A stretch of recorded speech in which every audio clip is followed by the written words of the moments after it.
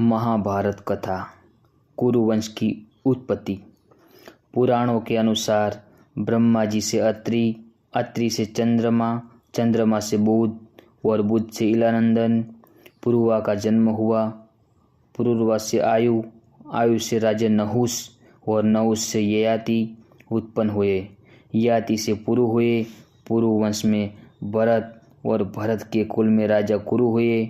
कुरु के वंश में शांतनु का जन्म हुआ। शांतनु से गंगानंदन भीष्म उत्पन्न हुए। उनके दो छोटे भाई और थे, चित्रांगद और विचित्रवीर्य। ये शांतनु से सत्यवती के गर्भ से उत्पन्न हुए। शांतनु के सर्वलोक चले जाने पर भीष्म ने अविवाहित रहकर अपने भाई विचित्रवीर्य के राज्य का पालन किया। भीष्म महाभारत के प्रमुख पात्रों में से एक है।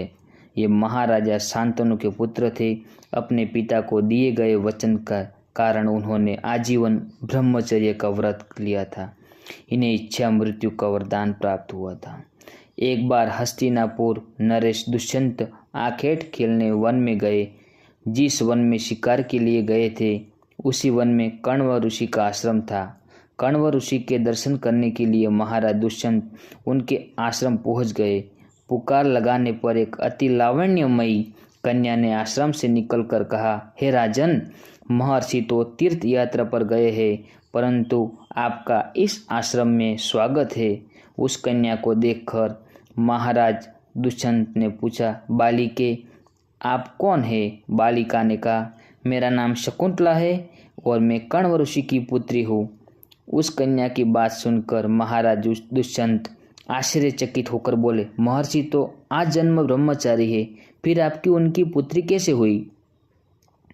उनके इस प्रश्न के उत्तर में शकुंतला ने कहा, वास्तव में मेरे माता पिता मेनका और विश्वामित्र है। मेरी माता ने मेरे जन्म होते ही मुझे वन में छोड़ दिया था और शकुंत नाम के पक्षी ने मेरी रक्षा की, इसीलिए मेरा नाम शकुंतला पड़ा। उसके बाद कण्व ऋषि की दृष्टि मुझ पर पड़ी और वे मुझे आश्रम में ले आए। उन्होंने मेरा भरण पोषण किया। जन्म देने वाला, पोषण करने वाला तथा अन्न देने वाला, ये तीनों ही पिता कहे जाते हैं। इस प्रकार कण्व ऋषि मेरे पिता हुए। शकुंतला के वचनों को सुनकर महाराज दुष्यंत ने कहा, शकुंतले, तुम क्षत्रिय कन्या हो। यदि तुम किसी प्रकार की आपत्ति न हो तो मैं तुमसे विवाह करना चाहता हूँ। शकुंतला भी महाराज दुष्यंत पर मोहित हो चुकी थी। अतः उसने अपनी स्वीकृति प्रदान कर दी। दोनों ने गंधर्व विवाह किया। कुछ काल महाराज दुष्यंत ने शकुंतला के साथ विवाह